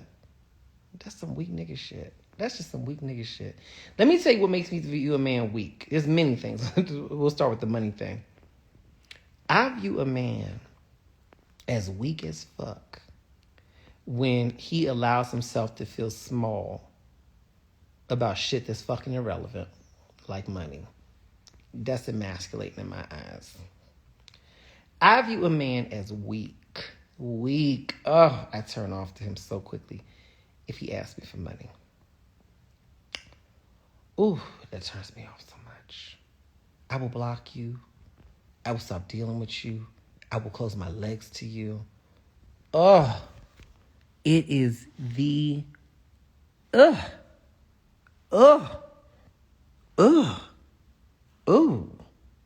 could you? I've never asked a man for money in my life. Have men given me money? Sure. I didn't ask for it though. Shit is disgusting. Shit is fucking disgusting. It's emasculating. You look weak. Not that you need help. Not that you even asking for help. You look weak because in a relationship or a relationship dynamic where you're supposed to be building equity with this person in terms of equality with this person, and you're trying to build a power dynamic where you all can mutually respect each other, you just lowered yourself. This ain't somebody you've been married to for X number of years and they hit a rough spot, laid off, babe, can I just borrow this to make sure I can hit these bills? Whatever, because now y'all in it together. This is somebody you dating. You dating somebody. And you parted your motherfucking lips to ask them for money. That's why I be telling women, don't you ask no man for no money. Do you know how fucking disgusting that sounds? How you lose your sense of power, even just of yourself? Ooh. That's why I tell women, do not ask no man for no money. Because it applies both ways. When women be talking about how they be, I ask them for money, I ask them for money. You ain't married to him? No. You're not a stay-at-home spouse, but you're dependent on him? Because that's a different scenario. That's a very different scenario, of course. No. So this is basically your boyfriend, if that. You ask this man for money? So you okay with him not respecting you, huh? If you're all right with it, cool. Cool. As long as you know what it is. Okay? Because they're going to put you in a certain category. Okay? And when he disrespecting you, because you set yourself up to be disrespected real good when you be asking men for money. Because then, especially when you become dependent, I've heard men say this. Y'all don't understand this shit. I've heard men say this. I like to be with women who are financially dependent on me because I know she can't go nowhere. Do you think that they don't voice this shit, that they're not aware of this shit, that they're too dumb to know it? You think you getting over on him. I'm playing him. He give me what I want. Girl, no, he make you dependent on his ass. Thank you for my congratulations on my book. You can click the link on my Instagram page to get it.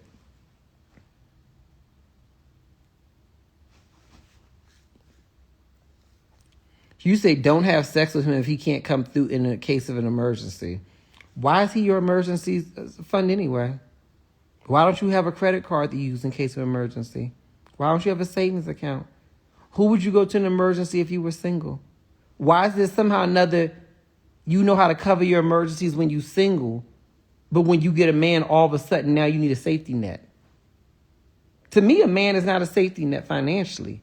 It's not, I don't care who the man is. There's nothing in my mind that would think to go to him in an emergency. Why? Because I had my own emergency situation set up for me before I met his ass. So where did that emergency fund go when you met him? And if you don't have an emergency fund when you met him, then why don't you fucking get one? Because what if you go to him at an instance of your emergency, but what if he has something come up in his life and he just ain't got it? Right? He just ain't got it. You said a man can get you pregnant, but you can't ask him for money? If you want to go there, let's go there, sis. Okay? A man can get you pregnant. You can also take birth control, too. It takes two to tango. Okay? It's not all on him. It ain't all on you. It's on both of y'all if that shit happen. You're not some innocent bystander who's waiting to be impregnated. The fuck? If you sat up here and was having sex and he wasn't making that man wear a condom, okay, or wasn't on some form of birth control that you were in direct control over, and I understand that exceptions can happen, but let's just speak to the majority of the circumstances, right? You turn her pregnant, what you chose, anytime you have unprotected sex or sex without birth control, you're choosing the option of potential pregnancy. Period. So he didn't get your ass pregnant. You cocked those legs open and let that man impregnate you. You participated in the impregnation. Okay? So he don't owe you, right? He don't owe you a fucking thing. You said, well, you can do bad all by yourself. No, baby, you can do amazing by yourself. You can live in abundance by yourself. Get out of that fucked up ass mindset. I can do bad all by myself. Why are you doing bad? Why are you doing bad? You need more money? Go get a new degree. Go take a class in something. Go get a license to sell some shit. Go ask your boss for a raise. Go put your resume out there to look for another job. Why are you doing bad? If I'm doing bad, a man's the last thing that's on my mind. The last thing that's on my motherfucking mind. Because he can go at any point in time. He could be the most generous man on fucking earth. But what if his income stream dries up? What if he loses his job? What if his business goes down? What if his savings has to be used for something unexpected that takes him out of the game? What is he no longer value? Because at one point in time, he could handle things for you, but now he ain't got no more. So then what? If you're basing your value in a man based on what he can do for you financially, what happens if and or when he can't do that? What happens then? That's why I never want to financially depend on a man, because his finances are not guaranteed or permanent. Oh, child, this person, they don't know what the fuck they talking about. They just talking. It is what it is. I'm just telling you like the fuck it is, okay? I don't care if you male, female, androgynous, undefined. I don't care who you are or what you are. Don't you ever put yourself in a position financially where you need to be financially dependent on somebody else. Unless you are a stay-at-home spouse and that is your mutual agreement, y'all married, and you have the courts, the state, the marital laws that would work in your favor should this marriage end. You see what I'm saying? I'm not saying sit up here and let men take advantage of you and everything like that. But let me just call a thing a thing. Let's just call a real thing a thing a thing. All right? A lot of this advice that y'all getting is teaching y'all how to be prostitutes. It's not teaching you how to be nobody's wife or nobody's girlfriend. Because you turning coochie into a transaction. And I have no issue with people working in the sex fields. What's it called? Sex work. I don't have no issue with that. That's what you want to do. You should do it, right? Do what you want to do, right? That's on you. Oldest profession in the book. Do you, right? I'm not judging that. What I'm saying is don't be out here calling yourself dating. Meanwhile, all you're doing is selling coochie, right? Because that's the reality. Okay, I get it. I don't want to lay on my back for a man who can't, who's not somebody who I would want to build a life with. You know, he's financially irresponsible, low emotional intelligence, fucked up relationship history. Okay, no, I wouldn't want to do that. But the idea, I'm not getting on my back unless you buy me this, unless I can come to you for that and all this other stuff. If you just want to get money from men, you could put an ad online and just sell some pussy. You could do that, and it comes with far less work. You ain't got to scheme. You ain't got to wonder, right? Right? You ain't got to scheme. You ain't got to wonder. You ain't got to do nothing. Just sell it, right? And talking about who gives coochie for free. Well, there's a whole lot of married women on here. Could y'all speak? I'm not speaking to things I'm not qualified to speak to. But I imagine there's a whole lot of married women on here who go to bed with their man every night, who live a very nice life, and they contributing towards the bills just like he contributing towards the bills. Let's call the thing a thing, okay? And they doing just fine, okay? This fantasy world that was created in 2023 of he need to pay all the bills, it ain't no 50-50, and if he want me to fuck him, I need money. Girl, where does that happen? Almost every married woman I know, she got a job, he got a job. They divide the household bills in whatever way they divide them. It may not be 50-50. Sometimes he's women paying more. If you earning $200,000 a year and he earns $73,000 a year, how y'all gonna divide shit 50-50? That don't even make sense, right? He may take on more responsibilities because maybe you work more hours, so maybe he deals with picking up the kids from school as well. Yeah, you know, it is what it is. You know? It is what it is. All right, y'all, I want y'all to be real with me. If you are married or in a long-term relationship of any way, shape, or form, how are the bills divided in your household? Just be transparent with me if you feel comfortable with it. Is it 50-50? Is it 70-30, 90-10? Does he take care of everything? Do you take care of everything? I'm just curious. Write it in here for me. Just write it in here for me, okay? Write it in for me. Just write it in here for me. I'm just curious. Because maybe I'm just making this up all in my mind. Maybe every woman on this earth is being taken care of. She says, I think you're speaking of gay relationships. Baby, I ain't say shit about gay relationships. I love how y'all like to resign shit to gay relationships when I'm saying shit that you don't want to hear. That's why I said let the straight women speak. Okay, so I'm seeing she said 30-60, 50-50. I saw 50-50, 50-50, 15-85, 50-50. I'm seeing a lot of 50-50, 70-30. These are straight women, honey.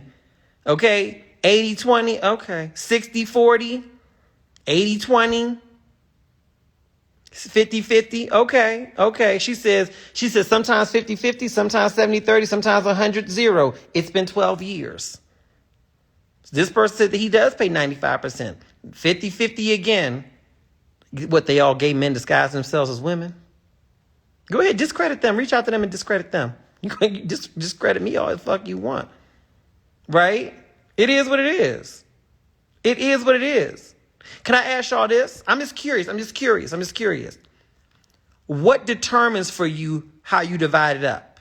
Is it based on just your income? So, for example, if he earns more, he pays more. If you earn more, you pay more. Because some of y'all saying 60-40, and you may actually be the 60. There's nothing wrong with that, right? Let's call the thing a thing. You know? So what determines that split? What determines it? I'm just curious. Right? Somebody else said they've been married 25 years. I love it. You know? I love it. You know? I'm just calling a thing. Right? If I'm giving bad advice, baby, you could leave off of here. All advice ain't for everybody. It is what it is. Okay, I'm reading the comments here. It depends on income. Depends on income. Depends on income. Depends on income. Okay. Okay. I'm just a little old gay man giving out bad advice. Okay. So what's the heterosexual women doing in their relationships? What's your sisters doing? This person says, also, I hate the gay... Dre says, also, I hate to burst y'all's bubble, but there are gay men couples that have kids too, and they're doing this. That's what I'm talking about. People like to act like gay men don't do shit that they fucking do, that they do. Y'all just talking about gay men. Gay men get married, have kids, and have to deal with the same shit that you do. The only difference in terms of what we do is where the dick goes and when the bedroom. Ain't nothing the fuck different. You know? We still have to deal with how do we divide up bills. We have to deal with all the same shit as y'all. Okay? Let's just call a thing a thing. She says we put it together. We make the same amount. You know? I'm saying you got to work with the dynamic that works for you. You know? But what I also am saying is this. The idea of that you're going to go into a relationship and ask. You're going to ask a man to take care of you and ask him for money. I just think that sets a stage that puts you on the losing end. I'm not trying to protect this man. I'm trying to protect your ass. Because at some point in time, let's say that relationship goes forward. And now you are fully financially dependent on this man. What happens when he says he wants to leave? Oh, well, you know, I'm going to go to the courts and they're going to give me my half and blah, blah, blah, blah, blah. Girl, do you understand that there are people? Girl, that's very naive. Divorce settlements are not always fair or equal. Let's just start there, okay? What happens if he loses his money? Then what? What happens if you get tired of him? Fuck him. Something happens to him. You just don't want him no more. You stuck. Why would you ever want, even if you are with a financially generous man, why would you ever want to be in a position to financially have to depend on a man? Why? I'm talking about real relationships, not no internet bullshit. I'm talking about real fucking relationships. Healthy, balanced adults who are financially independent. If you're going to marry a man, marry a woman, marry whoever you want to marry someone who, like I said, can afford to take care of themselves. You can afford to take care of yourself. And then together, you come together to build a better life together than you would have been able to do separately. A man should not be a come up. A man should not be a meal ticket. A man should not be an emergency financial fund. Neither should a woman. Right? Now, I do agree you should not be with no broke ass man who's stingy or a rich man who's stingy. And what do I mean by stingy? I'm talking about he's not willing to do his part. Because I don't think of it as stingy that a man isn't willing to take care of your part. Why should he take care of your part? I think it's stingy if he's not willing to take care of his part. Y'all agreed to 50-50 and he ain't even doing his 50. That's stingy. That's a problem. But I know we agreed to 50-50, but now I want you to take care of my part. You breaching the contract, baby, not him. He deserves to have a boundary. He deserves to have a boundary. And these men should not have to go broke, just like you shouldn't have to go broke. Because a lot of y'all have done it in reverse. You see, we talk about men here, right? But a lot of y'all have done this too. Well, y'all were way too generous with these men. And now you sitting up here in your 30s and your 40s, you don't have barely any savings. Some of y'all have lines of credit or loans or what is it? Yeah, credit cards that have outstanding bills because of somebody who you was helping out who ain't even in your life anymore. Why? Because he was trifling enough to ask you for money. And you didn't know you should say no. Same works in reverse with men.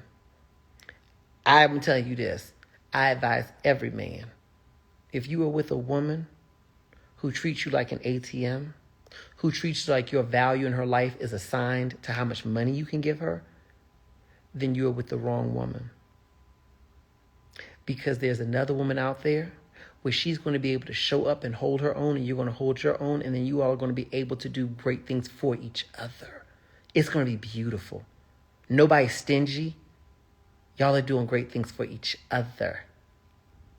right? Y'all can do great things for each other. And that's going to be a beautiful thing.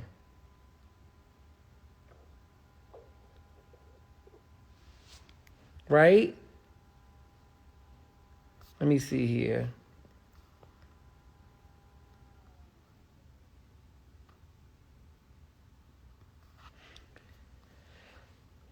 Okay, let's read this comment here, y'all. She says, "You are well-meaning, but you don't seem to understand child rearing." Oh, I don't understand that at all.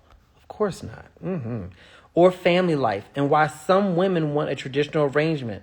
You're talking about thought culture. No, darling, because I keep on saying what you're ignoring, which is what I said was if you're a stay-at-home parent, right? If that's what you're referring to as traditional, as if you're a stay-at-home parent, then it's different. You and your spouse come to whatever agreement. You just make sure that y'all have that your stuff set up in such a way, meaning if you had a prenup, make sure it's written generously for you, or you're in a state that's going to favor you or at least acknowledge your value should you get a divorce, right? I'm not talking about that at all, right? Don't project, right? I know we want to give relevant feedback on this, but that's not what I'm referring to. I'm not referring to that.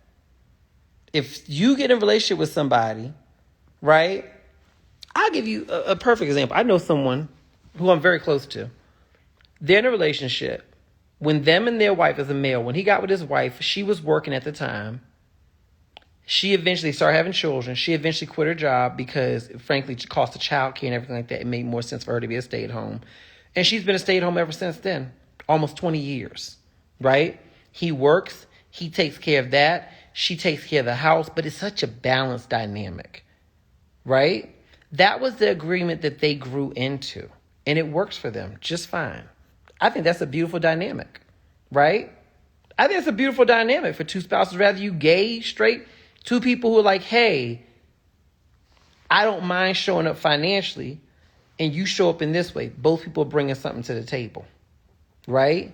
I'm going to run the house. You handle bringing in the finances, and that's what we're going to do. That's the dynamic we've agreed to. But that's completely fucking opposite of what I was referring to earlier, right? Which is going out here and you're dating somebody. You ain't married. You dating somebody. And you sit up here asking for money, building a dynamic that's not based on equitable contributions. It's just based on entitlement and expectations. I feel entitled to what you got in your pocket because I lay on my back and give you some coochie. Now, baby, if that don't apply to you, then please don't try to defend them.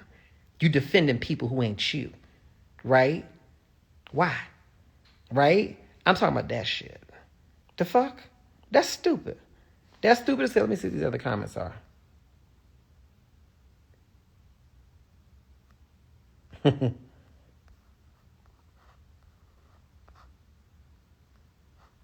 She says, I do think he should pay the mortgage. Well, that's between you and your husband. Y'all got to figure out what the mortgage costs.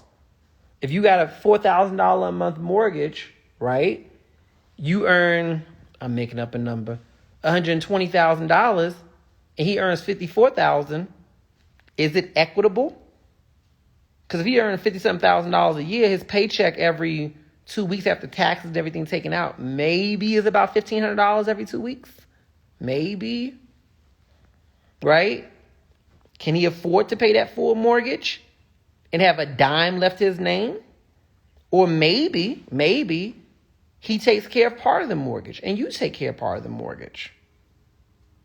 I'm just saying. I don't know. I'm not speaking no common sense, y'all. I'm just making this up out of thin air, huh? That's what I'm doing. This ain't no common sense. No common sense. What do I know? What do I know? MJ, you don't understand. You don't understand. Right?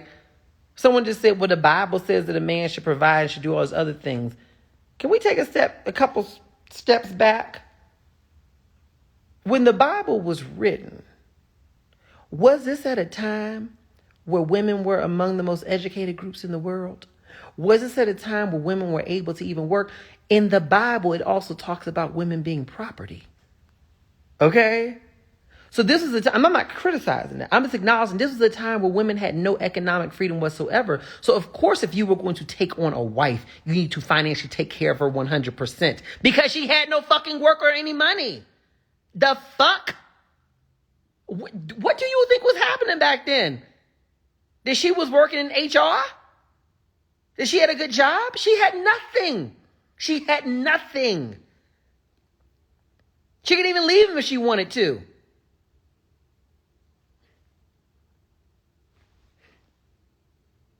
I love the Bible, and I think it has a lot of great texts in there as guides for our life. Absolutely. Absolutely it does. But I do think we have to apply some proper context and intellectual authority to how we interpret the Bible. Okay? And saying that the economic laws that govern marriage at that time, thousands of fucking years ago, should govern marriages today? What are you saying? Well, that's all right, because when the Lord send me a man, he gonna take care of everything. So let's step back to the whole supply and demand factor that you all keep on ignoring. And it's clearly not all of y'all. Let's go back to supply and demand, meaning just availability of men. The number of heterosexual men who I'll say are marriage eligible, right? Meaning they're not in a marriage with somebody else, locked up, in a mental state that makes them unsuitable for marriage, right? That you are going to be compatible with. It's not a huge number of people. If you don't believe me, well, you look at your dating life. Look at the number of men you meet who are compatible on a regular basis. I'm just saying, right? It just is what it is. It's in the same. I don't care where you live. Same reality, right? So you have a small pool of men available with a fuck ton of women who want them.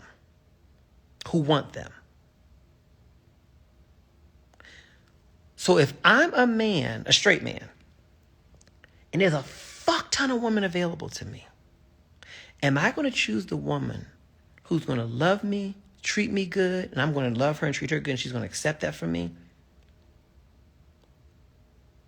Who is actually showing up in a way where I'm not becoming financially broken just to have her in my life? I don't have to go broke for her. I don't have to exhaust my finances for her, but I can show up, but I'm not breaking myself financially. Am I going to go for her where we can eat? Fuck that shit. Am I going to go for the woman where we can build together? Or the woman that I have to holistically support? Again, I'm excluding stay-at-home moms, because that's a different situation, right? Am I going to go for the one where she treats me like a cash register, where literally the only way that I get access to sexual intimacy with her is based on if I'm giving her money? Or the one who loves me genuinely, independent of how much money's in my pocket? However, she certainly does still hold a value that I have to show up, that I'm not taking anything from her, that I still have to show up financially, right? But I'm showing up financially to play my part in the relationship, not just to take care of her. Which am I going to go for? I feel like you all believe that there's this treasure trove of men that God has sitting off in some corner somewhere who's being prepared for you,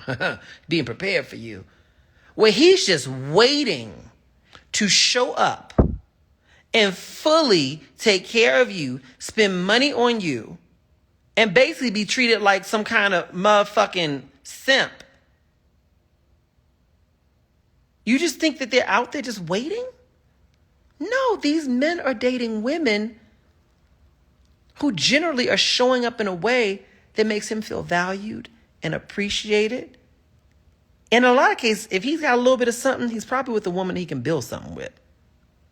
Probably. Why would he show up for a transactional relationship? Why? I'm just saying, let's really think about this. Right? Why would they go for that? Right?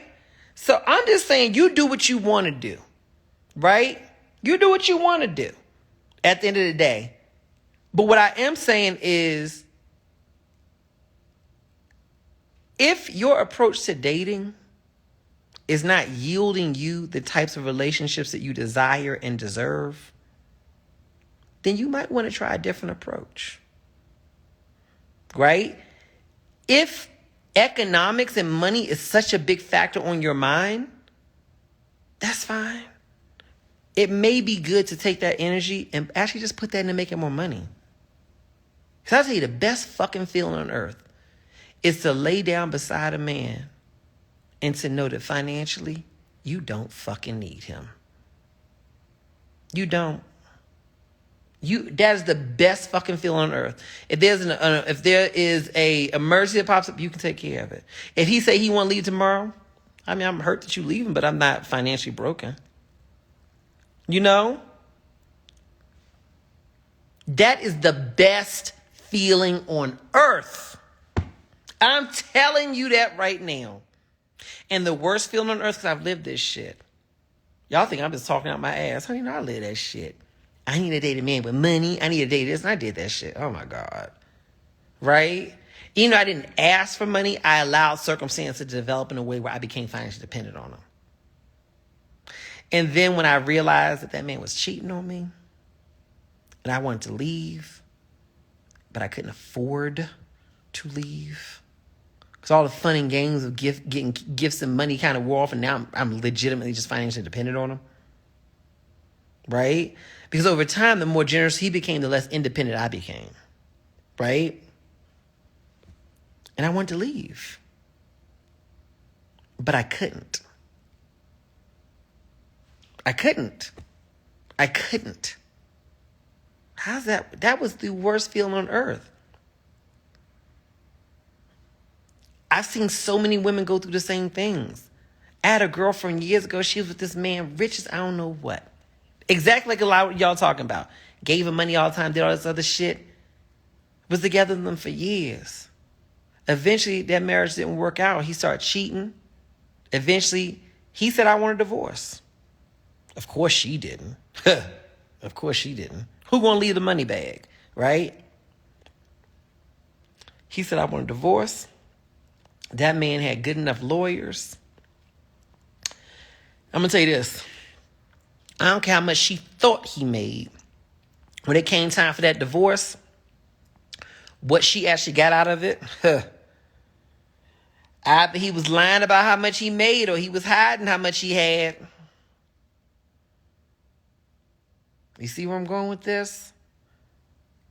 And the fucked up thing is throughout that whole relationship, she became less and less independent. She was more and more financially dependent on him. The very type of woman I'm talking about. I love her to death, but she was the same type of woman. If a man's not giving you money, don't do this, don't do that, don't do that. Blah, blah, blah. That sounds real cute on the front end. But only if you maintain your own independence and you're not dependent on what he gives you. But even still, I got to take it a step further. Don't you deserve to be in a relationship with a man that you love having sex with and you love being with, and money ain't got shit to do with it? Don't you deserve that? Where you could literally be in a relationship with a man and you love him so much and he loves you so much that even if neither of y'all ever gave each other a penny, you just love him that much. Money isn't even a relevant topic outside of, baby, this how much the bill came out to. Here's your half, here's my half, or here's my part, here's your part, whatever. You see what I'm saying? I'm like, damn. We got one life to live. One fucking life to live. And to me, I feel like it is a waste of my life to go to bed and wake up beside a man that I know that if he had less money or no money, I wouldn't want him. Because I don't genuinely love that man. I would hate that feeling. I'm basically tolerating him just so I can have some money. So I can have an emergency fund. A just in case fund.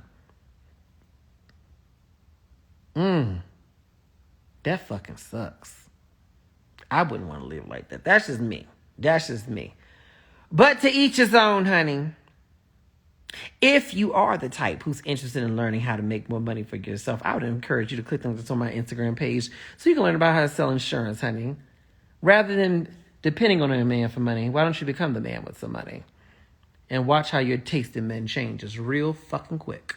I don't speak to things I'm not qualified to speak to. Y'all have a good one.